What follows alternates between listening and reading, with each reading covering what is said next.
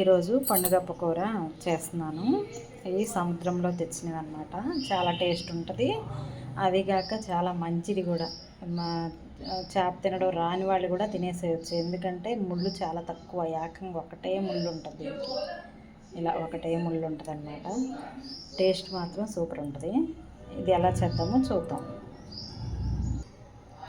చేప శుభ్రం చేసుకున్న తర్వాత మంచిగా కడిగిన తర్వాత ఉప్పు, కారం, పసుపు, మసాలా వేసేసి మంచిగా ముక్కలకు పట్టించేయాలి. పట్టించేసి ఒక అరగంట గంట తర్వాత వండితే చాలా బాగుంటుంది అన్నమాట. ఇప్పుడు ఇదంతా మంచిగా కలిపేసేద్దాం. కాసేపు కలిపి అలా ఉంచాలి. ముక్క గట్టి పడుతుంది. నూనెలో వేయగానే ఇడిపోదు, బాగుంటుంది, ముక్కగానే ఉంటుంది.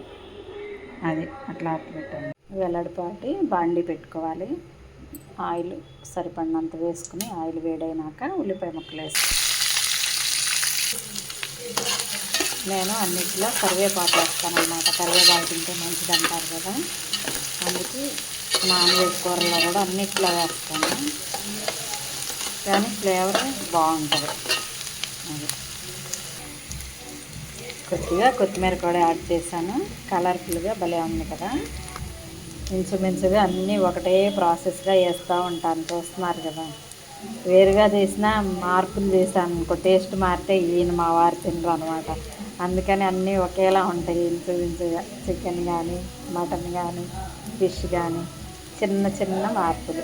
ఇప్పుడు ఉల్లిపాయ ఇలా వేగితే చాలు. ఇంకా బ్రౌన్ కలర్లో వేగితే ఇగురు కూరలకు బాగోదు. ఇప్పుడు ముక్కలు యాడ్ చేస్తాం. ఇలా మొత్తం పేర్చుకోవాలి. మన వీలుని బట్టి కొంచెం సిమ్లో పెట్టుకుంటూ హైలో పెట్టుకుంటూ ఉండాలి. ఇప్పుడు కొంచెం హైలోనే ఉంది. ఇప్పుడు సిమ్ చేస్తానన్నమాట. సిమ్ చేసి ముక్కలన్నీ మళ్ళీ ఇంకోవైపు తిప్పాలి. చూసారు కదా, ఇలాంటి గరిట అయితే ముక్క తిప్పడానికి బాగుంటుంది. ఇట్లా అది చెక్కదైనా సరే, స్టీల్ అయినా సరే బాగా వస్తుంది. ముక్క తిప్పకుండా ఉంటుంది అన్నమాట.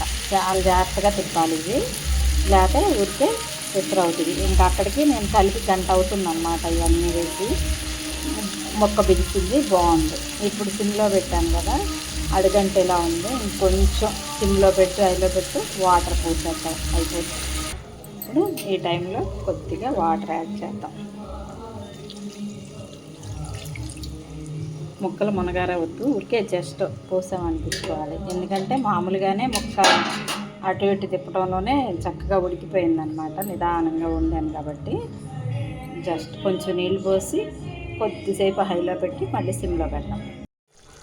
అంటే చక్కగా దగ్గరకు వచ్చేసింది కదా. ఈ టైంలో ఇంకొక 2 నిమిషాల్లో స్టవ్ ఆఫ్ చేస్తామనగా కొత్తిమీర చల్లేసుకుని